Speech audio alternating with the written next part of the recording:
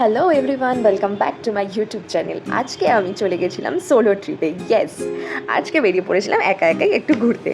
কোথায় যাচ্ছি জানো? চলো তোমাদেরকেও আমি সঙ্গে করে নিয়ে যাই। তো প্রথমেই বরানগর মেট্রোতে চেপে আমি নেমে পড়লাম যতীন দাস পার্ক। যতীন দাস পার্ক থেকে জাস্ট অটো ধরে খিদিরপুরে 5 নম্বর গেটে গিয়ে পৌঁছালাম ইন্ডিয়ান মিউজিয়ামে। ঠিক বুঝেছো তোমরা, ওখানেই খুলেছে একটা নতুন ওয়ার্ল্ড মিউজিয়াম। আর দেরি করলাম না, 15 অগস্ট অবধি কিন্তু এটার ফ্রি টিকিট আছে। তো তোমরাও কিন্তু চট জলদি সবাইকে নিয়ে বেরিয়ে পড়ো এটার উদ্দেশ্যে। 5 নম্বর গেট থেকে ঢুকতেই দেখি এখানে রয়েছে লেখা এই যে মিউজিয়াম অফ ওয়ার্ল্ড।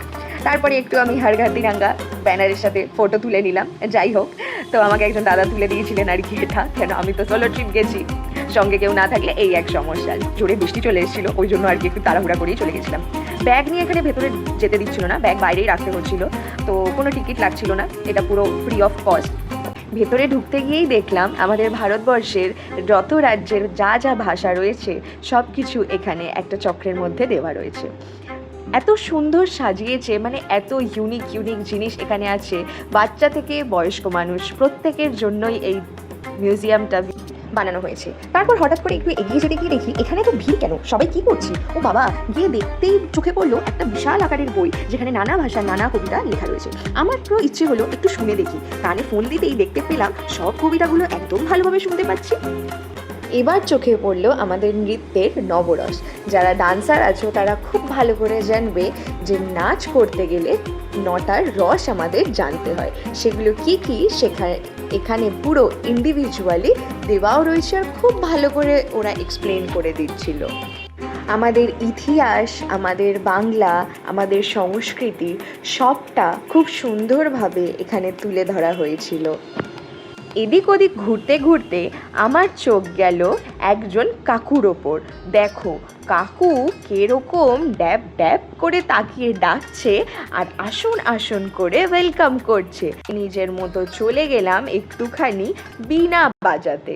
কখনো বাজাইনি, প্রথমবার চেষ্টা করলাম, বাজিয়ে নিলাম একটু বীণা। আহা, আমার বীণার গান শুনে তো আমাকে ফার্স্ট ফ্লোর থেকে ভাগিয়েই দিল। আপনি সেকেন্ড ফ্লোরে চলে যান। এবার ওপরে গিয়ে দেখি নিচেও যত সুন্দর, ওপরেও তত সুন্দর। ওখানেও কত ইউনিক জিনিস, এখানেও কত সুন্দর জিনিস। যাই হোক, মজা করছিলাম এতক্ষণ। চলে গেলাম মহাপুরুষদের কাছে। আমাদের যত মহাপুরুষেরা ছিলেন তাদের প্রত্যেকের ছবি এখানে দেওয়া ছিল। তারপর ছৌ নৃত্যের যা যা মুখোশ ব্যবহার করা হয় সেগুলিও এখানে ছিল। মানে আমাদের পুরো ভারতীয় সংস্কৃতির সব কিছু এখানে রেখেছেন। বাইরে বৃষ্টি থামার পর চলে এলাম, ওই দেখো আমাদের ভারতীয় তিরঙ্গা। খুব সুন্দর একটা দিন আমি কাটালাম নিজের সাথে আজকে। মানে এটা আমার ছিল ফার্স্ট সোলো ট্রিপ, তাই আমি তোমাদের সাথেও শেয়ার করে দিলাম। সত্যি কথা বলতে এই ট্রিপের সঙ্গী একমাত্র তোমরাই। আমি যতটা পেরেছি আমার সাধ্য মতো তোমাদের সাথে সবটা শেয়ার করার চেষ্টা করি। যদি তোমাদের এই ভিডিওটা ভালো লেগে থাকে তাহলে অবশ্যই আমার চ্যানেলটাকে সাবস্ক্রাইব করো, লাইক করো আর কমেন্ট করতে ভুলো না কিন্তু। আরও যদি ভালো লাগে তাহলে শেয়ার করে দিও। দিন শেষে এত ঘুরে ফেলেছি, খুব খিদে পেয়ে গেছিলো, তাই চলে গেছিলাম আর্সেনালে মাটন বিরিয়ানি খেতে। আজকের জন্য এতটাই, দেখা হচ্ছে নতুন একটা ব্লগে। ততক্ষণ ভালো থেকো, টাটা।